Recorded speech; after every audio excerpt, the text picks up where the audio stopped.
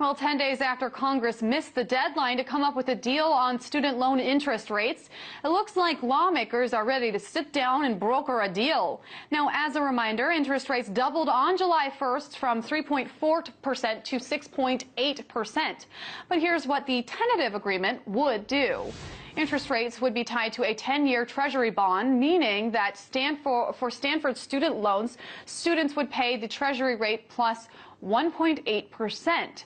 For federal Parent Plus loans, interest rates would be tied to that 10-year yield plus 4.5%, and all interest rates would cap at 8.25% for undergraduate students. So, does this agreement solve the problem and get America's higher education system back on track? Well, for more, I'm joined by Richard Fowler, a nationally syndicated radio host, and Natalia Abrams. She's the co-founder of the Student Debt Crisis. Natalia, I would like to start with you. Now, as the co-founder of the Student Debt Crisis, are you happy with this tentative deal that we are now hearing about? Not at all. This is a last-minute a last-minute fix that we were actually unaware of until this morning. You know, yesterday the breaking news was they came to no deal, and this morning, here, behold, we have this deal that none of us wanted.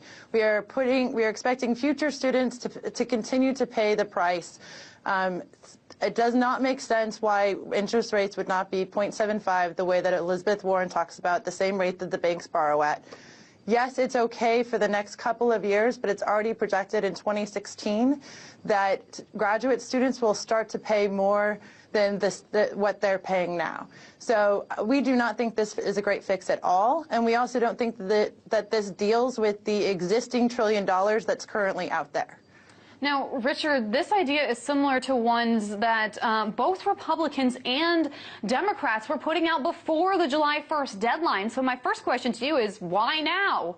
Well, I agree with you. I think, and I agree with Natalia, I think the fact that the president put a plan out that would make students subjected to the market was bad. The fact that Republicans put out a plan that would make students subjected to the market, that's also bad. And the fact that the federal government is slated to make $51 billion off of this is also bad. So it's like students are in the negative going into the trillions and trillions of dollars of debt, and the federal government happens to make $51 billion in profit to cut down, to get rid of our so-called deficit. So I think the problem that we have here is there's no consensus on the Hill to solve this problem, and unfortunately, while there is no consensus on the Hill, and while people are more concerned about raising campaign cash, the American students continue to suffer. And Natalia, a lot of people talk about this student loan hike, and they talk about the fact that it happened on July 1st. But do you think that we are losing track, as Richard says, of the larger overarching debate that just because it's raising now, we still have $1 trillion in current student debt? Yeah, well, here's my diploma from UCLA, right over there. That's where I went to school, and I wish that this was worth more. I went back to school when I was 26 years old to get a degree, to get a better job, and it didn't work. I have only $15,000 in debt, and I say only because the national average is $27,000, but it's far too much for 2 years of an education, and I'm discouraged from going to graduate school, which I was accepted to, because I'm not about to take on another $60,000. I'm part of the existing $1 trillion or 1.2 that's out there, and we need to deal with that. That's the only way we're going to overhaul the system, is if we actually focus on that $1.2 trillion. All of these interest rate hikes are such a small amount of the debate compared to the over 39 million borrowers with the existing debt. I think she's completely right. I think, I tell, when Sally Mae calls me or when the banks call me, I want to say, hey, listen, do you want my degree back? You can repossess it if you'd like. Because you take, and I think, and the face of student loan debt has been sort of skewed by those on the right to be lazy students who sit at home and drink beers at home with their parents. That's just not true. When you look at the statistics, it tells you a majority of borrowers are over 30.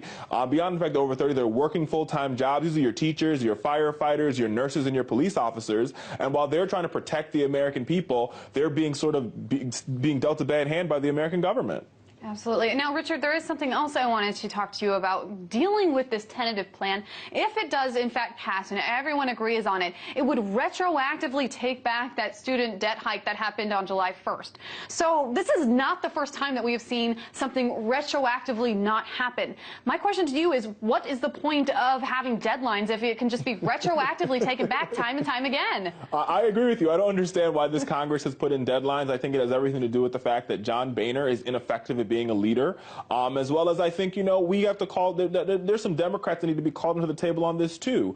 You cannot sit here and say you're for the students and you're for young people and for millennials, and we came out to vote for the president and Democrats in record numbers, and you don't see them protecting young people all the time as they should. And we should, I think we saw Elizabeth Warren come out and protect young people. We've seen Sherrod Brown and Gillibrand, from the senator from New York, come out and say we need to refinance the debt or deal with the debt, but that's just not good enough. Where are those Democrats, those Virginia Democrats, those Ohio Democrats, those middle-of-the-road Democrats who students voted for and young people voted for, understanding that this was supposed to be our hope and change? And so I think, but it's beyond that, though. Young people have to get involved in the process. It's very interesting considering the fact that right now student debt overtakes credit card debt, and this is the country that is supposed to be leading the world in terms of education, innovation, etc. Richard Fowler is the nationally syndicated radio host, and Natalia Abrams is the co-founder of Student Debt Crisis.